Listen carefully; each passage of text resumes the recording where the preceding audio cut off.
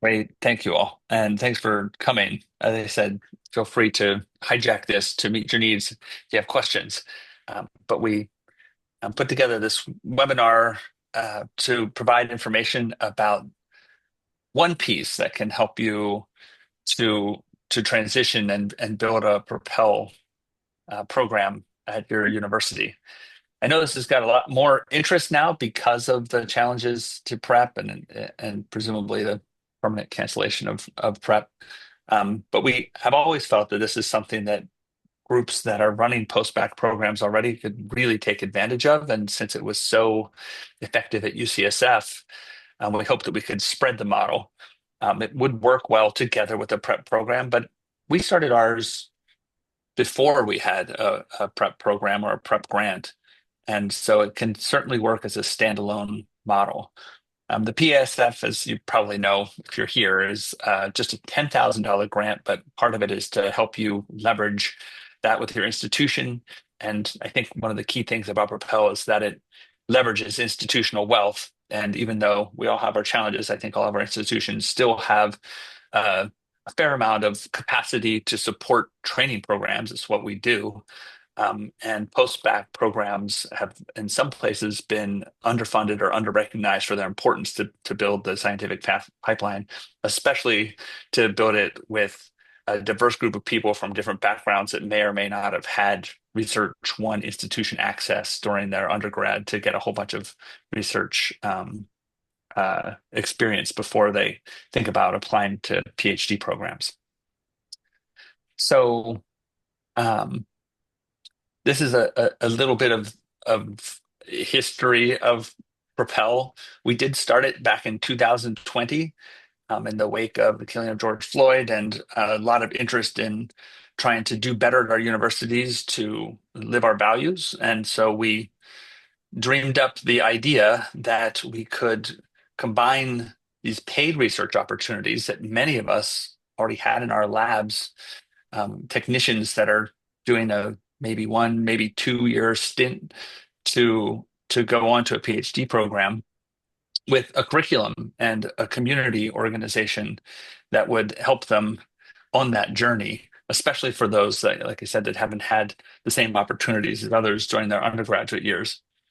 And reality is that in graduate programs, a lot of the top graduate programs for sure, but really across the nation in all of our graduate programs, some research experience is becoming a necessary part of your application package, preferably longitudinal experience where you really worked on a project and went a little bit deep on the project. And we can talk about whether that's appropriate, but that is the reality that we live in.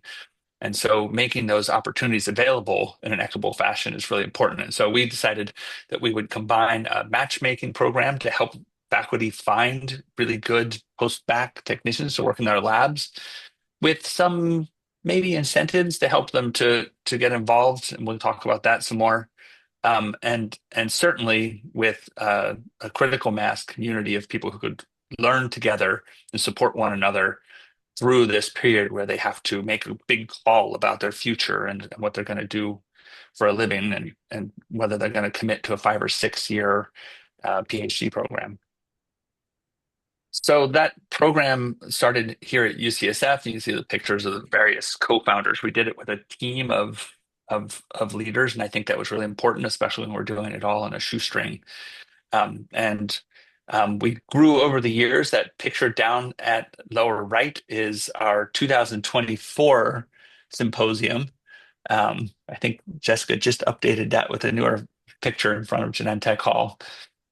So we became a program that had over 100 scholars learning together at the same time. And you can see the growth in those curves.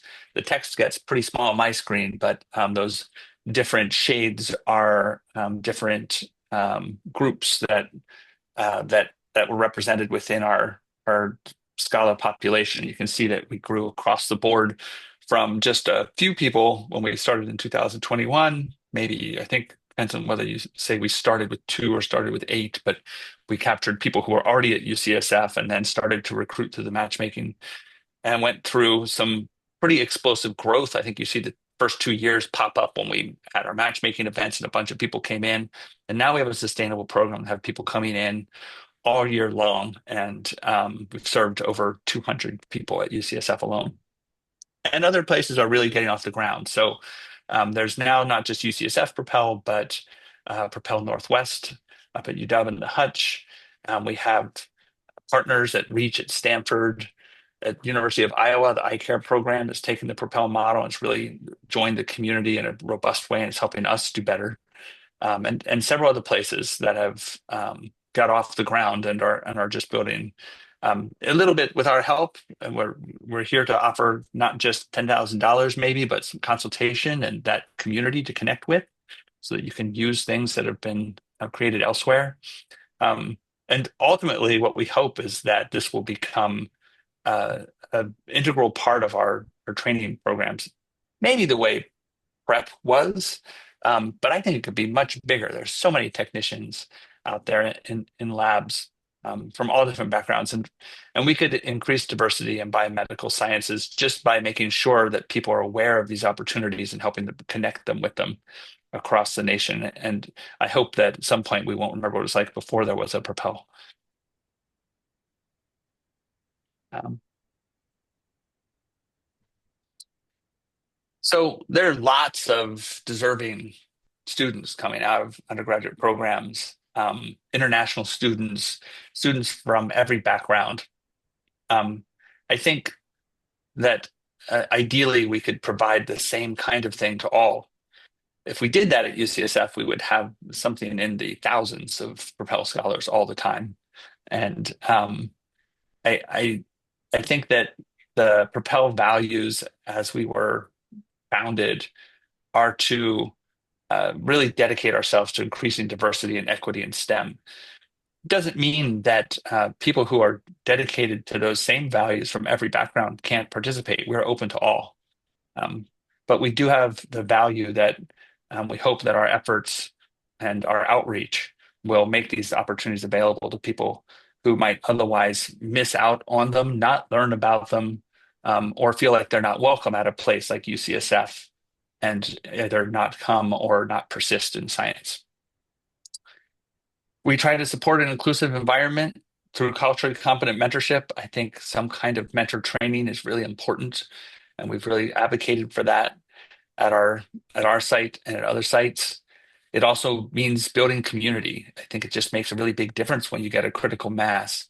This is something we used to criticize about prep programs, is that because they were so expensive, they were small.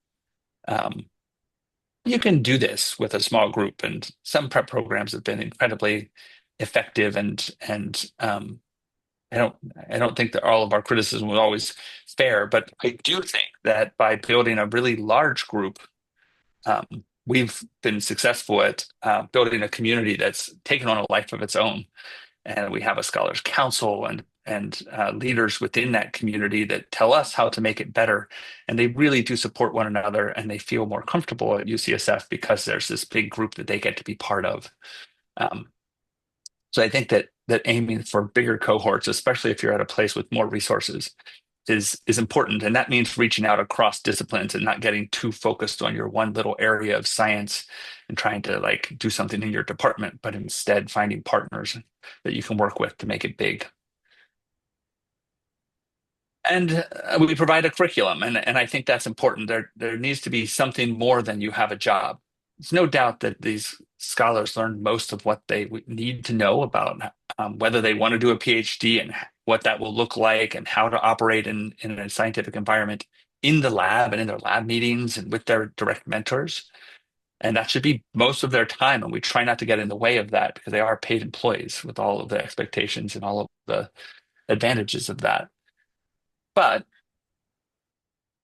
there's some things that we can provide that can make them better at their jobs while they're techs, and that the faculty don't mind if you take 10% of their time to teach them how to read the literature critically, to be um, better at understanding other people's work and providing input, better at understanding their own work, and learn some other skills that might be important in the research, and also to have a goal and learn what it really takes to get into grad school, what it'll be like in grad school. We do iBiology's at our place. We do iBiology's online version of entering research, which is a summer course from the University of Wisconsin, and then we do all the the discussions together in person.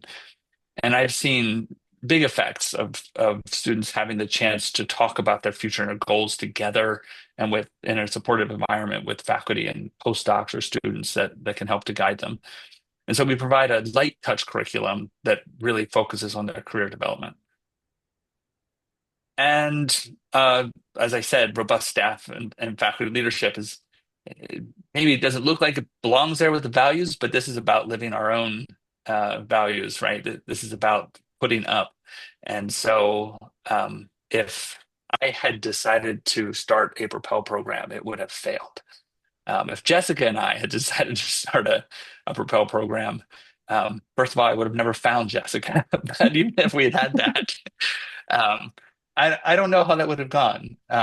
It's really important to have faculty and dedicated staff leadership, and preferably a team so that different people can pick up the slack and also connect with different communities across the university. We had people from neuroscience, developmental biology, computational biology, immunology, and this really helped us to connect broadly, get as much financial support as possible, and also as much buy-in as possible across the enterprise here at UCSF.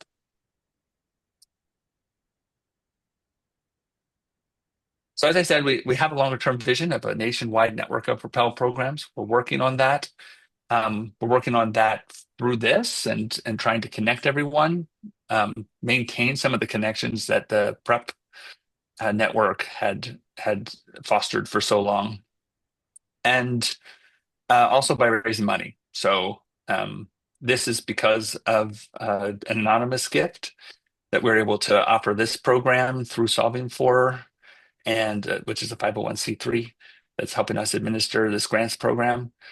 And we're aiming to raise more money to be able to provide more robust support so that people can be more aggressive in their recruitment and their goals at their home universities. And I would love to be able to give you great news about that in the near future. We are seriously working hard on it. We cannot replace the NIH. If you look at what the NIH was investing in postbac support before, which I felt wasn't enough, um, it's quite a lot. And so I do think in the long run, we really look ahead. There's an opportunity to influence NIH to provide sustaining support for postbac research training. And maybe this is an opportunity to put forward a model that will support even more scholars in the future than what prep could, if we were more efficient and showed that we can build this into our research programs a little bit more um, seamlessly with all of the other dollars that flow to our universities in the form of research grants and philanthropy and other kinds of sources. So that's our longer term vision, and it's all up for discussion. This is a community too, and we meet the group as it exists now meets every quarter to discuss ways to enhance our programs, best practices that various groups are using in different domains that we have to manage to be successful. And yeah, I'd really love to invite more groups, including all of you, into Propel. So thanks for coming.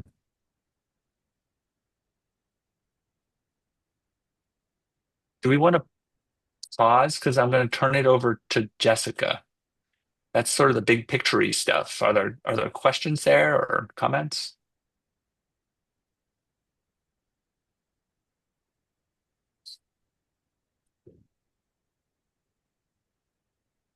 Okay, well, You can Jessica, you can take it away. also, yeah, and you can also throw things in the chat if you have any thoughts as we're talking. Um, so just a quick background is that Propel used to exist. We would use diversity supplements as a way to bring in scholars, as a way to bring in mentors. This was a really great funding source that we leveraged in building the Propel model. Unfortunately, it has been canceled if you are unaware.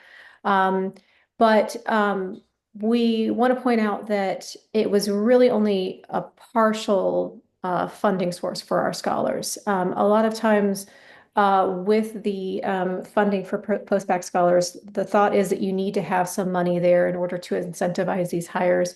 And we found that you don't. That was one of the surprises with UCSF Propel. We started with diversity supplements, and then there were people that had already hired scholars, and they just said, "Hey, can we join? Can my scholar join?"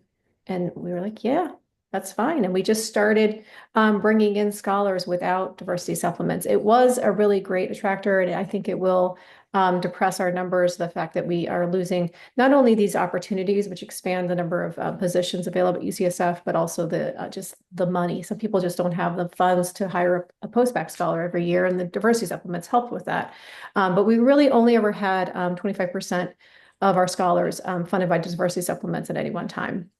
So we're still planning on continuing. We still have scholars that are coming in this year, even without diversity supplements. So we'll get a little bit more into that in a second. But um, so, with this whole thing, we've looked at some of these charts that show the explosive growth of UCSF Propel. And we want to just talk to you about what this looks like and what it will look like in a year if you do successfully convert to a Propel model. And it doesn't need to be 100 scholars or anything crazy like that. We understand that's a little bit daunting. So if you already have a post-bac program, which I think everyone here does, you're nearly there. You already have the infrastructure, you already have the curriculum, you already have a lot of the pieces set up. So that's great. So all we're looking for is a few extra pieces to get you started. And we're all also, if you were to win this award, we would set up our own individual quarterly meetings with you to help you identify roadblocks, help you figure out the next step. We do that regularly with our partners anyway. So the first thing is to build a robust leadership team. Mark already talked about this, but we really think this is just an essential component to establishing a Propel program that is going to continue. We really want to see faculty from different departments, and this is because it'll be better resource identification. Not only because you'll be able to find mentors from different areas of science. If you're just let's say, siloed in the immunology department, mentors from outside immunology are going to be confused and think that they can't join the program because they're not in immunology. You really want to broaden those or exist beyond those silos. Also for funding, when we first started, we got funding from different departments because we had representation in different departments. Different ones of our directors could go to these departments and ask for little bits of funding.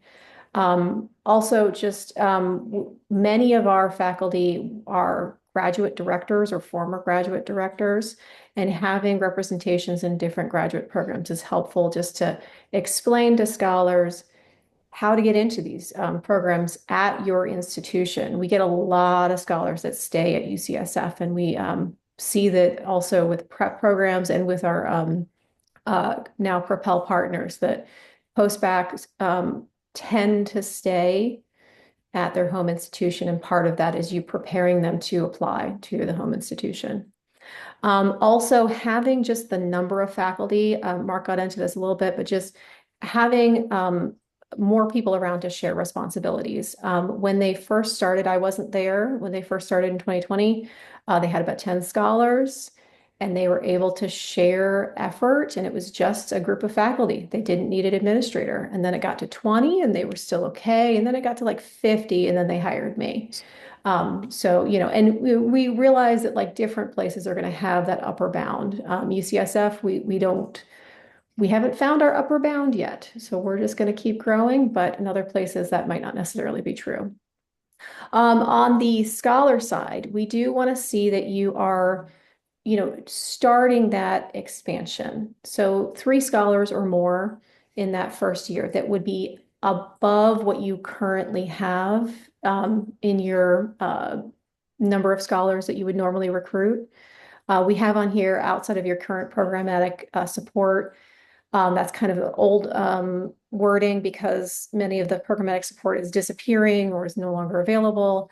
But we don't want to just see that this is going to support what you currently have, let's say, a prep program of 4 scholars. We want to see that you can, identify maybe some scholars that are already hired at your institution. They already have a position, and you're just going to them and seeing if the mentor will allow them to join the program. You can also ask for hiring incentives to help start those hires. We did this at UCSF Propel for a number of years. We asked for $10,000 from departments, and that funding would go directly from the department to the faculty who is hiring. So the departments are really just paying their faculty.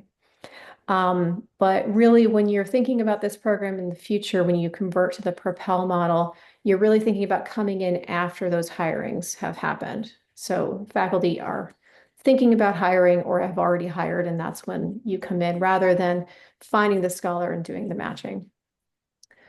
Any questions about that? Right, I have a question. I was just wondering if you could speak a bit to that piece of finding them after they've been hired, because I mean, I think we find that many of the people that got here on their own may not benefit from this kind of program or need this kind of program to the same extent. So, I mean, thus far, obviously everything's changed. So this is stuff we're thinking about. We've been at that before stage. Like we identified trainees and then we were able to match some of them this year because our grant got pulled. Anyways, could you just speak a bit to that, like making sure that you're still able to have trainees in the program that will really benefit from this and maybe don't come from like a large research institution. They've been getting trained to be a research assistant and then go to grad school for like the last 4 years. Thank you. Yeah, no problem. Do you want to take that one, Mark, since you were around when we started doing that? Sure. Um, yeah, your situation might be a little different. We found that there were already a bunch of people at UCSF that really did need this kind of support when we started. And we weren't overly selective about who got the opportunity, but we certainly had people who didn't feel like they needed to spend time on this, right? They didn't join. Um, but yeah, I don't know. I mean, this was 2020, 2021. Um, there were definitely it was hard to find techs. Um, People were like doing online classes. Um, and people who came here were often really concerned about their place in an institution like UCSF. And and we found that there was um, a lot of interest in it and a lot of benefit for people who were already here. But I hear you that one of the functions of these programs should be to encourage building cohorts like that, especially from places where you might not otherwise find them. Have some faculty members who really want to find people who like went through the community college program, before they found their way into science. We know faculty members um, who are really excited to go and do outreach at our state universities that are all minority serving institutions and places that appear on the list for social mobility colleges and stuff like that. And they want to go and find those people and give them the chance to come here. And so I hear you that definitely augurs with like our goals. Um, but having enough people in that cohort that they all feel comfortable hanging out together, the classroom feels full. It's not totally um, intimidating, like faculty member and 3 people every time you sit down to do something. I think that's actually had a lot of benefits. So I don't think we have to be prescriptive. Like you don't have to go out and find people who are already there. Um, but I'd be open to imagining that there are some people in your environment at Harvard. I spent time there, um, that would benefit. No, yeah, I definitely agree. They're definitely here and it's just a little harder to find them. But thank you. That's helpful. Yeah. Yeah. Another way to think about it is to send information out to faculty. They might be able to identify people that would benefit from it that wouldn't maybe self-identify as well. And, they're also going to be mentors that, after hearing about what the program is, are going to be amenable to this style. So you're not going to necessarily run into the situation where you have a scholar that's interested, but the faculty isn't on board. So I also have another question in the chat about is there something in the Propel application now that tries to understand the applicant's trajectory and potential benefit of being a participant? And yes, we asked them whether or not they're interested in a PhD, MD, PhD. Those are really the only two trajectories that we serve. Although, of course, they come in, they eventually, maybe change their mind and go off and do something else. That's fine. And then we also ask them, what is it about Propel that you are looking to benefit from? Like, just to kind of understand their background and what they're really looking to get out of the program. So yeah, we definitely do that. And, we're happy to share what our application looks like. We do have both mentors and scholars apply, and the mentor application really serves to um, make it clear to the mentors our expectations, what kinds of things they should be providing, like, for example, an independent research project to our scholars. I'm happy to share that as well.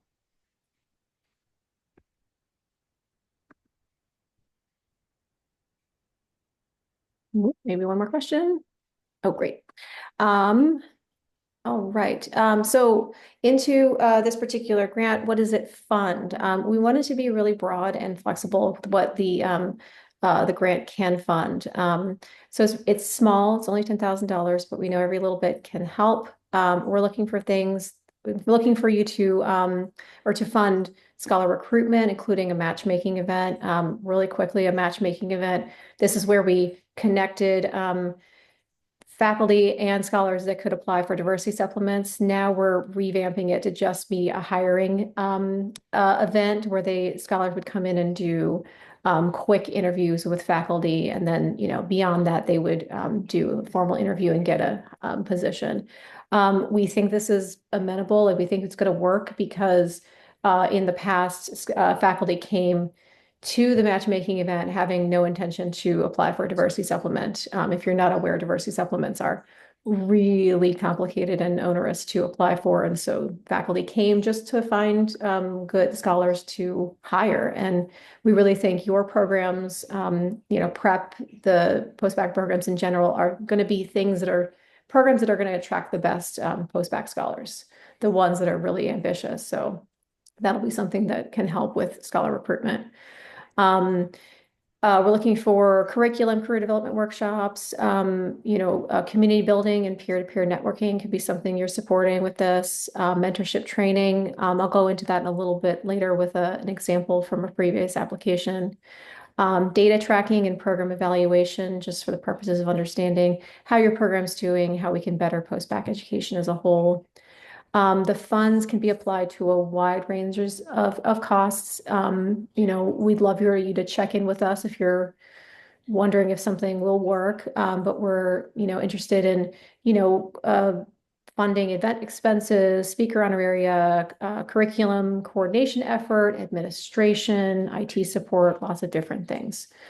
So we're trying to be really flexible because I know that, it's tough out there right now. Yeah, Joyce. One question I had was about the matchmaking event, and it's great to hear that, the focus will be on identifying and matching folks that might be able to actually hire a research assistant. I guess one sort of follow-up question is, given the current funding landscape, I mean, we've, gently probed faculty to ask about who's in a position to hire, and there's a lot of things up in the air, right? So I guess I just have a question about the scale, right? Because I think there were a couple of papers that you guys have published on the success of the program, and there might have been like over 100 attendees and several faculty, and so I think the recruitment pool on our end is going to be a lot smaller. So, is there any, I don't know, thoughts on that? Yeah, we had Propel Northwest do their own matchmaking event. It was much smaller. It was on the order of like maybe 10 scholars and like 4 faculty members. It was their very first one.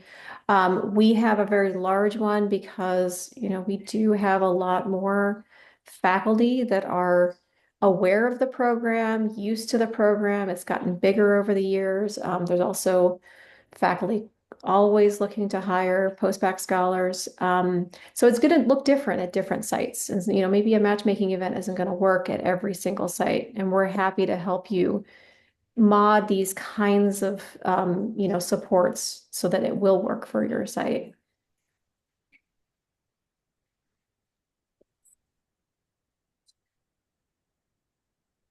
Right. Yeah, critical mass is going to mean something different at different places, perhaps. I don't think you have to be enormous like we are. We were surprised. Um, but I have to say the difference between 8 and 20 was pretty big. And we've seen some other sites really hope to just use the Propel model to keep their prep program and just do it the same as they were doing for prep. I don't think it's very sustainable. I don't think it's enough money for support. And so um, I would encourage you to think about whether there's a way to at least grow beyond the bounds of the sort of highly focused programs that the preps are at most institutions. I won't say at every institution, but most institutions. Yeah. And one thing I forgot to mention about the scholars and doing that little bit of increase with like 3+ in a year. One thing we see is that just doing that initial, 3 additional scholars, you're building the infrastructure to kind of support that growth in the next couple of years. There's going to be roadblocks. There's going to be things that you're going to identify, like how do I do applications when there's not really a cohort entry date? Because we don't really have like not, scholars can get hired any time of year. They don't all come in August. So that's kind of a little piece that we had to think around, just doing the marketing, doing the recruitment, all of that. But just doing if the first few really helps you start to think about how do I build that infrastructure to bring them in this way rather than as a traditional postbac program.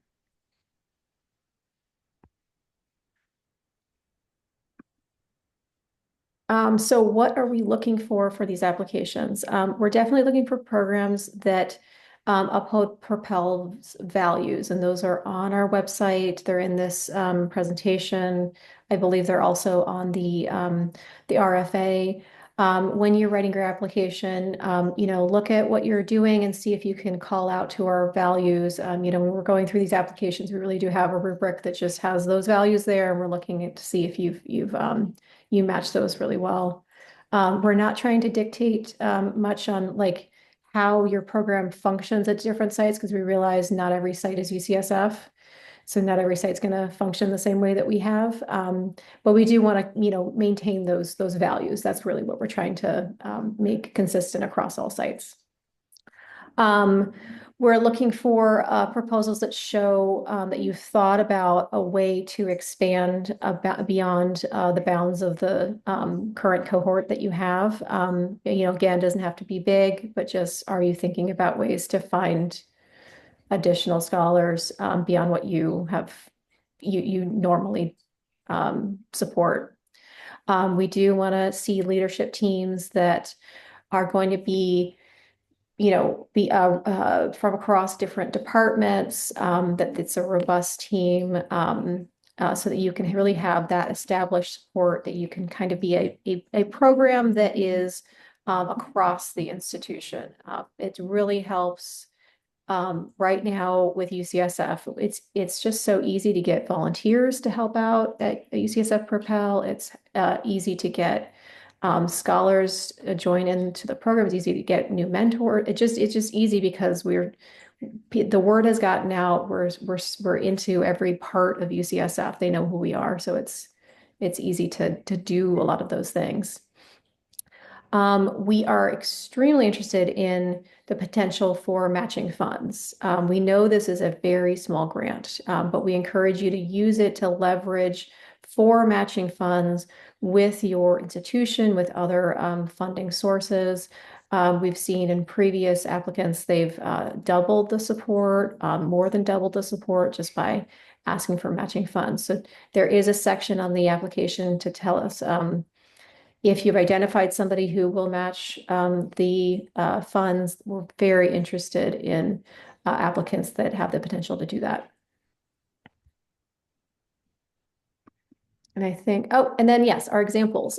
So these are the three that got funding at our previous cycle, Propel Northwest. They're going to use the funds for a bunch of different things. I want to point out that they're only going to use 25% for scholar travel funds. This is to send their scholars to ABRCAMS.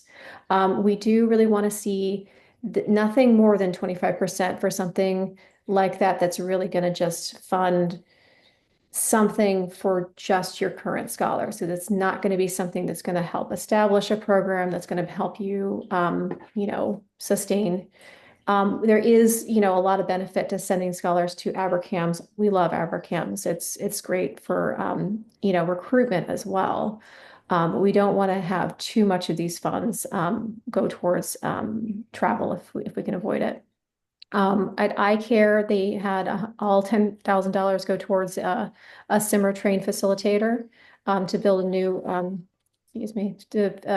build a new mentorship program. So that's excellent. So it can be for many different things, or it can be for just one focused support.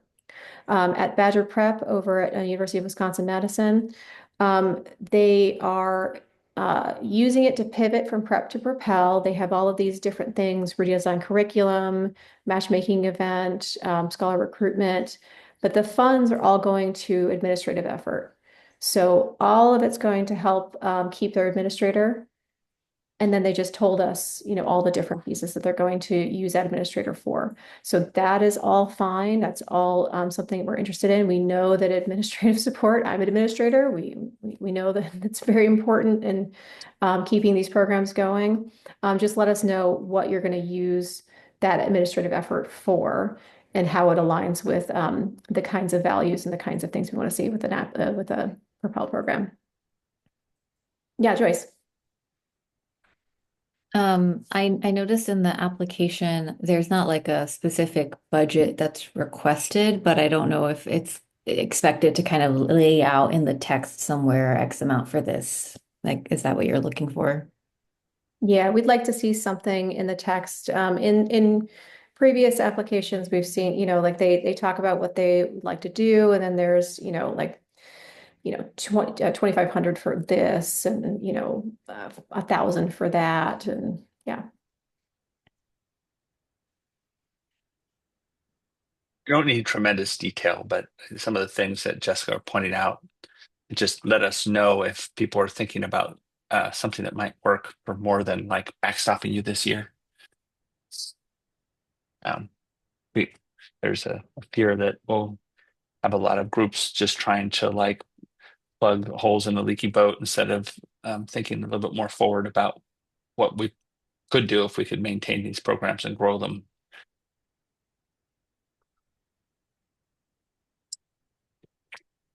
Although we're not unsympathetic to the leaky boat problem. We have our own leaky boat. And Yeah. that's what our further fundraising effort is trying to do, is to help with a bigger grant so that it is really a little bit more sustaining. Okay, I think the next slide is just the deadline. So we're looking to our deadline is June 30th, and we plan to send decisions by the end of the month, July, but we're probably going to be able to do that a little bit sooner. It was a little bit faster the last cycle, so it depends on how many applications we get. But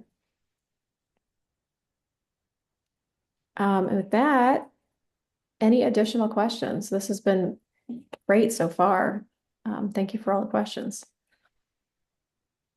I have a question. Thank you for doing this. There is a leaky boat problem, but it is nice to be forced to think about, like, okay, we're gonna figure it out. We're gonna continue and just, yeah, anyways, thank you. My question is in terms of like expanding leadership across different disciplines. We are a neuroscience postbac, so thinking about not being a neuroscience postbac is kind of, I don't want to say hard. It's like hard. This is our baby. It lives in our department. So that's just something we're like having to think about and accept. I will say we have a number of folks that are in different departments but have some neuro in their lab. And that's something that's like worked for us. So they've taken a trainee and then we're like, hey, can they be in PIMBAC? And then, kind of what you all are doing with your program.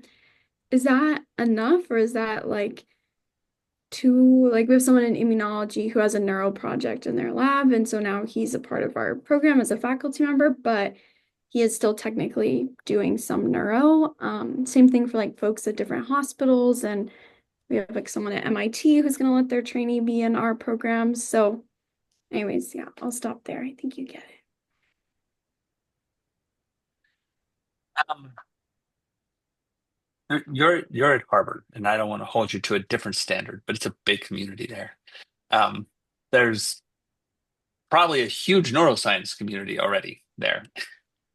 Um, and I think it could work to build out from there for sure. Um, and you know that community, you know who are the good mentors. I get it. One of our partners grew out of a cancer, an American Cancer Society postbac grant. If any of you are looking for other funding opportunities and you do cancer, the American Cancer Society has a great postbac grant program that you should look at. They're still running it. Um, and that's working. But they will hit a ceiling on how much they can do. And hopefully that ceiling isn't too low to be able to maintain their program.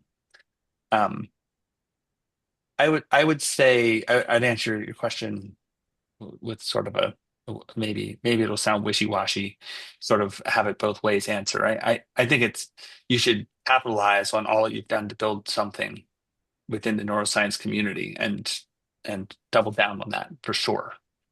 Um, I would just try not to be exclusionary, and I would really encourage you to reach out. I bet there's other post-bac programs at Harvard. I bet there's other people pursuing these same kinds of goals, and maybe you can join forces on some of this and share some events or share an identity, but have leaders from those different domains eventually that give you that connection.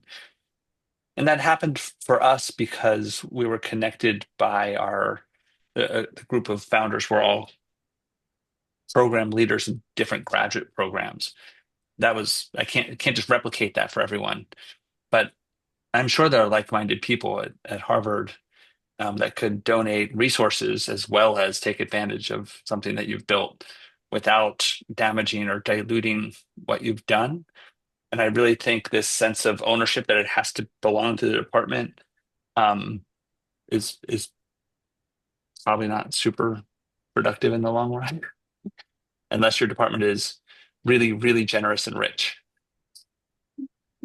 Yeah, I guess, yeah, it just depends. Our department takes great pride in what we've done for the post-bac in our department. And there are a lot of other post-bac programs that target different groups. So I think it is a question of like, do we want to stay separate or come together? So it's a lot for us to think about.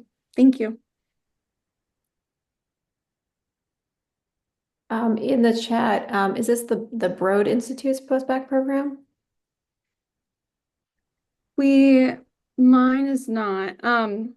We have like different partnerships with the Broad and MIT and such, but we're all kind of doing different things within the bounds of our institution. And so, yeah, but thank you. I'll definitely keep that in mind.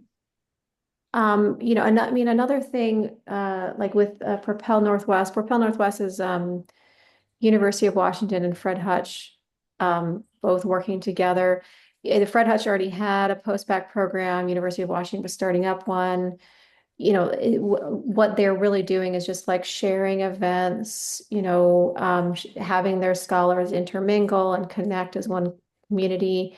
There's ways to kind of like share responsibilities and then, have a bigger program as a result. Um, and just makes things a little bit easier. Um,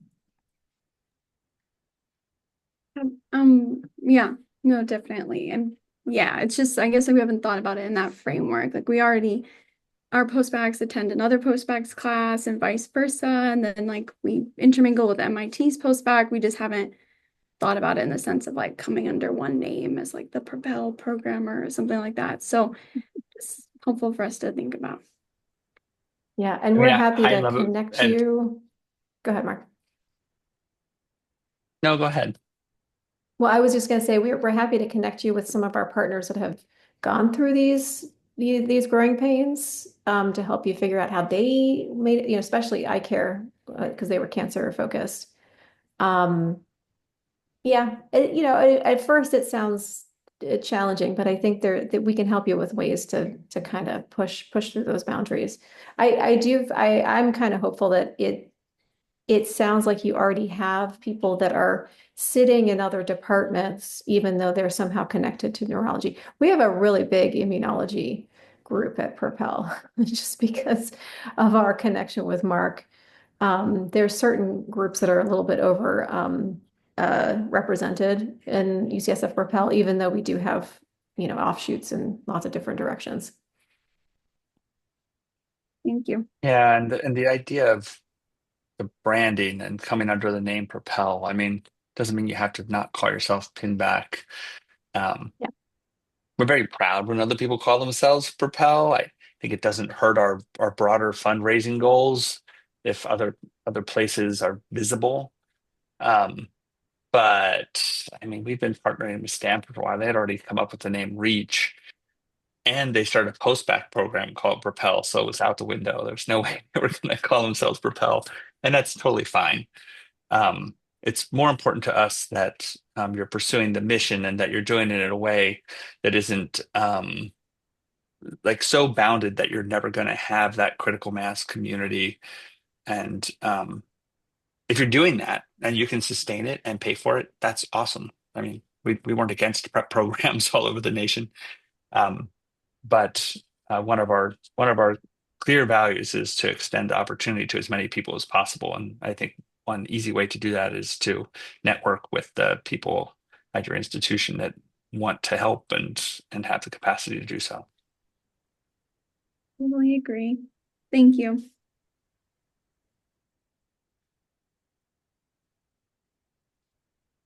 All right, 4 more minutes. Any People are other starting to drop questions? off. Anybody else Yeah, have some questions? Rebecca had to go. Yeah.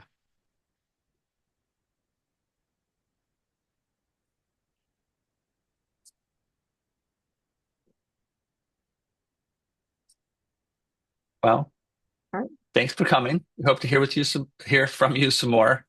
And all of us are here to just sort of help everyone to think this through and figure out how it works for them. So we're happy to talk with you individually and try to guide the process and certainly keep you abreast of any news if we're able to expand and invite you all to be involved with our community, whether you apply for a PESF or you just want to be connected with other groups that are doing something that's important to you.